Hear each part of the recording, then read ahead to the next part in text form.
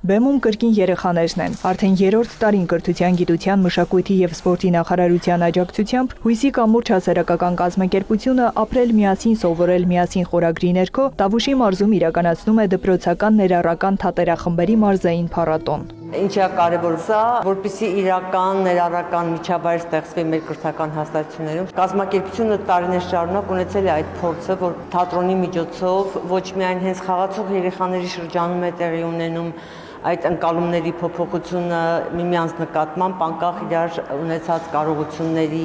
եւ հնարավորությունների, այլև հանդիսատեսի մոտ սա ցուցանիշ է այն բանի, որ դպրոցներն իրենք կարևորում են իսկապես այս հարցը եւ պրոակտիվ դերակատարում ունեն դրանում։ Մարզային փառատոնում ներգրավել են Իջևան, Նոյեմբերյան, Բերդ եւ Դիլիջան համայնքների 25 դպրոցի ներառական թատերախմբեր։ Ընդհանուր առմամբ այս յուրատեսակ տոնին մասնակցում է 300 երեխա, որից 80-ը ունի կրթության առանձնահատուկ պայմանների կարիք կամ հաշմանդամություն։ Այս տարի ընդգրկված են նաեւ Հույսի կամուրջ հասարակական կազմակերպության մարզի 4 մասնաճյուղի նախաձեռնությամբ ստեղծված թատերախմբերը։ Փառատոնը ընդլայնում է մասնակցության շրջանակը։ Տարեց տարի թվերը մեծանում են։ Մեզ միացել է Դիլիջան համայնքից հանրակրթական ուսումնական հաստատություն, անցյալ տարի մենք ունեինք 3 ուսումնական հաստատություն, երեխաները շատ ոգևորված են, ընկերություն, միասնություն, ներառում, քարոզելու,